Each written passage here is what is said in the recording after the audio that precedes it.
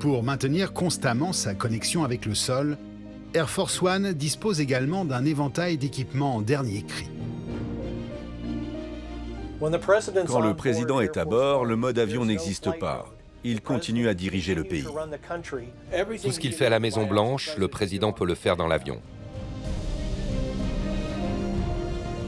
Air Force One, c'est une Maison-Blanche volante. Lorsqu'il est à bord, le président américain reste aux commandes du pays et tout est fait pour lui faciliter le travail.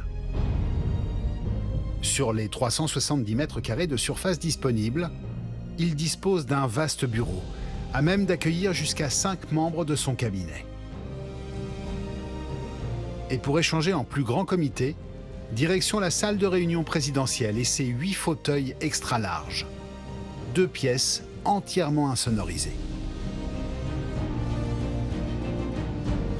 Le chef d'état-major, le conseiller à la sécurité nationale, il y a dans l'avion tout l'entourage du président, ce qui lui permet de trancher tous les sujets de première importance.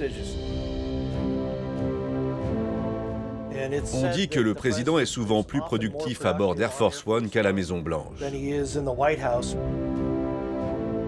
Un président aux manettes sans jamais rien manquer de ce qui se passe au sol. Air Force One compte pas moins de 87 lignes téléphoniques, dont 28 sont codées et sécurisées. À bord, vous avez 3 opérateurs spécialisés. Ils peuvent appeler au téléphone ou par vidéoconférence n'importe qui dans le monde. Le président peut ainsi échanger avec les autres chefs d'État. Autour du président et des 25 membres d'équipage, seuls 75 passagers sont admis à bord. Ils sont 366, soit 5 fois plus, dans un Boeing 747 affrété par une compagnie aérienne. Voler à bord d'Air Force One, c'est mieux que voyager en première classe. Les sièges sont bien plus spacieux que ce à quoi nous sommes habitués. Mais personne dans l'avion n'est traité aussi bien que le président. Tout ce qu'il veut, il l'obtient. Pour lui, c'est comme voyager à bord d'un hôtel 5 étoiles. Un confort à la hauteur de sa mission. Entre 2 sessions de travail et avant d'arriver à destination, le président américain peut se retirer dans sa suite.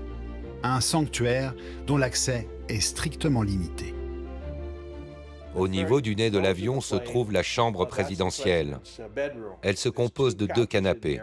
Le lit est toujours fait, au cas où le président voudrait faire une sieste. Un président ne se détend jamais vraiment, mais avant d'arriver à un sommet, il peut dormir un peu dans l'avion et au réveil, il est prêt à attaquer une nouvelle journée, reposé. Reposé et apprêté, dans sa suite, le président jouit d'une salle de bain et d'une salle de sport. Le président Bush y a installé un monte-escalier pour pouvoir faire de l'exercice. Il tenait vraiment à prendre soin de lui. Pour veiller à la bonne santé des présidents, Air Force One compte aussi un cabinet médical qui, au besoin, se transforme en bloc opératoire. Ça nous renvoie directement à l'assassinat de Kennedy.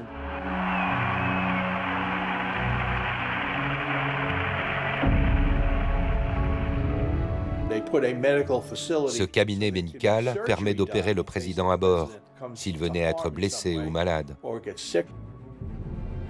Au luxe de pouvoir dormir, se laver, s'entretenir et se soigner dans les airs, le président américain se voit également offrir des repas façon restaurant gastronomique.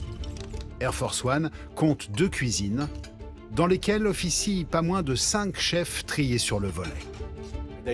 Ils savent ce que le président aime manger, ce qu'il aime boire, et donc ils mettent tout ça au menu. Et tous les passagers doivent faire avec.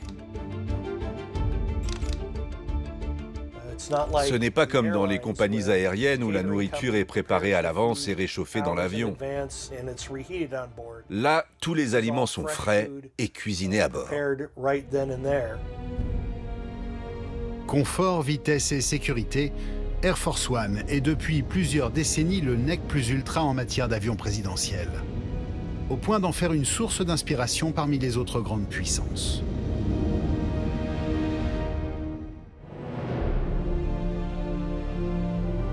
À l'automne 2010, la France délaisse son petit A319 présidentiel au profit d'un Airbus A330. Doté d'une autonomie de 12 000 km, soit le double de son prédécesseur, il mesure 59 mètres de long pour 60 mètres de large et arbore un design entièrement repensé, faisant la part belle au drapeau tricolore. On a voulu monter en gamme et dans cette montée en gamme, il y a des raisons opérationnelles claires, mais après, il y a aussi également une question d'image. Quand vous arrivez dans un sommet international, un sommet du G20, un sommet du G7, il y a un peu un concours de celui qui aura le plus gros avion, quoi. Vous avez un A319 face à un 747, face à un Air Force One. Faites pas le poids. L'avion présidentiel, il est tellement emblématique qu'on parle d'un ambassadeur matériel, c'est-à-dire que l'avion ne s'arrête pas à un moyen de transport. Il représente son pays, il représente son président. L'avion symbolise un petit peu la puissance du chef de l'État. Nicolas Sarkozy se vivait comme le nouveau Kennedy français. Donc il fallait un avion beaucoup plus rutilant. Un porte-étendard de la France et de son président à 259 millions d'euros, qui, le temps de son aménagement tenu top secret, a alimenté les fantasmes et gagné un surnom tenace. Air Sarko One. Cette image de président des riches, de président bling-bling, elle est collée à lui. Donc forcément, on imagine que l'avion va être à son image.